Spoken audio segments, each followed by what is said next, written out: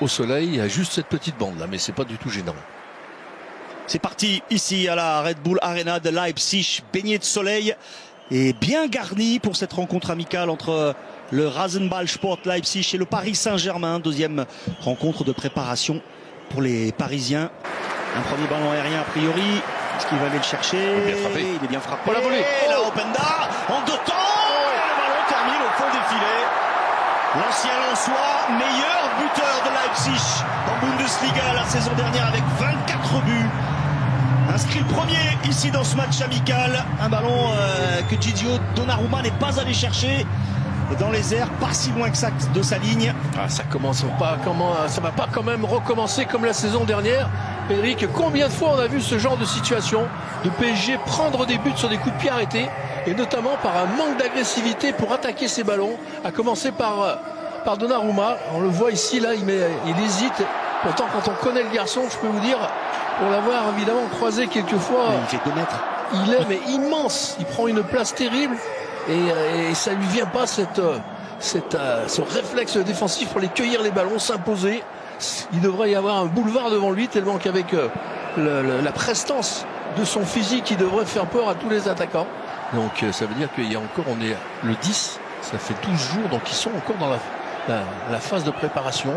Centre de Lille, la tête au-dessus de Randal Kolo Muani, dans son dos Asensio, convoitait peut-être ce ballon. Il le dit à son coéquipier, j'arrive à lancer dans ton dos. Oui, mais enfin bon, là on va pas lui reprocher à Kolo Muani, à son déplacement il est bon, le centre il est rentrant dangereux de Lille, regardez, il va revenir pied gauche. Donc là il peut pas savoir qu'il est dans son dos, parce qu'il le voit pas. Asensio ne se manifeste pas non plus. Et puis c'est pas si net que ça, hein. Non. Ce qui n'a pas déplu d'ailleurs à Luis Enrique de travailler vraiment à la maison, sans faire de tournée en Asie ou aux États-Unis. En première intention, Kolo Muani, il ouvre pas trop le pied, pardon. Randal Kolo Muani peut-être surpris parce que ce ballon est passé entre des jambes adverses. Après cette accélération, je crois que c'est Lee là-bas. Il a été touché. Légèrement touché au premier poteau. Il est surpris. Oui, voilà, il est dévié. Donc, attention à ce contre avec Xavi. Il y a Openda dans l'axe, Xavi face à Pacho. Xavi va tenter le 1 contre 1, ouvrir le pied bien joué de Gigio Donnarumma. Il est resté sur ses pieds. 25 degrés. On revoit ici là. Au soleil il fait plus chaud. On revoit le bel arrêt du pied. Ouais, là, regardez, hop, extérieur tout de suite. La deuxième touche pour se mettre sur son appui. Mbaye va vite, il arrive à passer, il s'est retourné. C'est la qualité principale de ce jeune garçon. Il va défier Zeywald, revient dans l'axe, la frappe celle-là, elle est déclenchée. Elle est déclenchée par Ibrahim Mbaye, même s'il y attendait le ballon à l'opposé. Ouais, alors avec ce qu'on lui a reproché justement de ne pas vouloir frapper, on ne va pas le faire cette fois-ci. Il a bien fait. Mais il y avait également effectivement. C'est en 2007. Il est contré par Joao Neves. Il a 19 ans. Joao Neves pour Dembélé. Lancé, Dembélé. C'était pour Bradley Barcola. Il lui a frappé carrément dessus. Ouais. Aucune possibilité de dégager son corps. Barcola, de toute façon, a juste placé son pied. Le ballon est trop fort, trop sur lui. Ici, vous voyez. Et puis Simakan était bien placé au marquage en plus.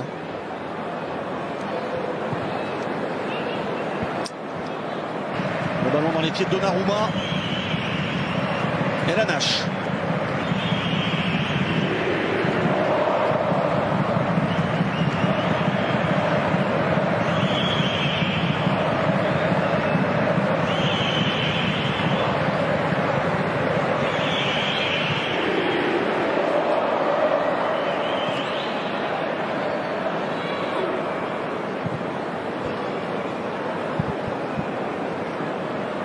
Et la Nash. Le futur adversaire du Paris Saint-Germain, Le Havre, est mené désormais 4-0 dans son match de préparation face à Bochum. 1-0 ici pour Leipzig, avec ce but d'Openda qui est sorti depuis à la 13e minute pour les Allemands. On va changer de jeu d'attaque avec Šeško et André Silva. Gonzalo Ramos, l'égalisation. Il est beau celui parce qu'il a peu d'espace pour déclencher. déclencher la frappe, le Portugais. Il la met hors de portée de Van den Voort. L'enchaînement est remarquable pour Gonzalo Ramos. C'est pas un ballon très simple au départ, Patrice, mais il l'a parfaitement bien négocié. Oui, parce qu'en fait, il arrive avec deux petits contrôles, en fait, avec deux touches ici, et puis d'un coup, il va déclencher la frappe extérieure.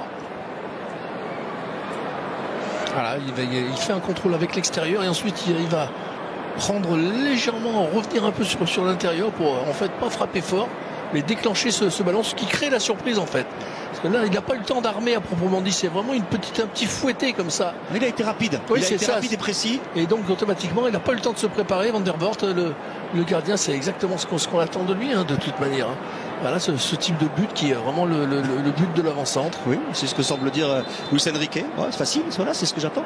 Oui, c'est exactement l'attitude qui semble, en fait, effectivement, pourquoi compliquer les choses. Voilà, chacun à son poste.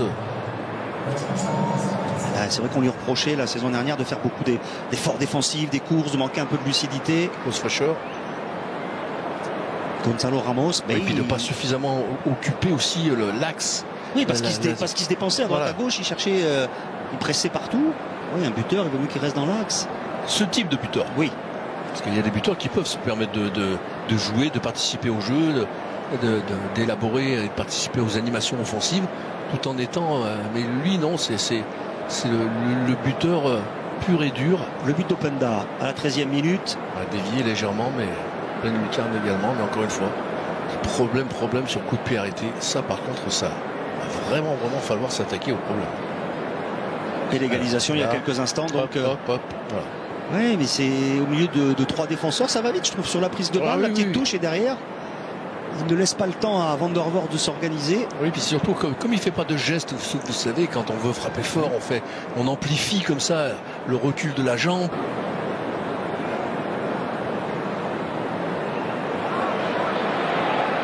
Bornache est dépossédé du ballon par Šeško. Le retour de Marquinhos, il freine le Slovène et il arrive à le contrer. Marquinhos, 12e saison au Paris Saint-Germain, fait figure de meuble hein, dans la maison parisienne. Marquinhos, il est présent là pour freiner dans un premier temps et contrer ensuite l'attaquant de Leipzig. Vraiment qu'il soit très vigilant, LNH, sur cet aspect-là du jeu. Vous avez vu encore comme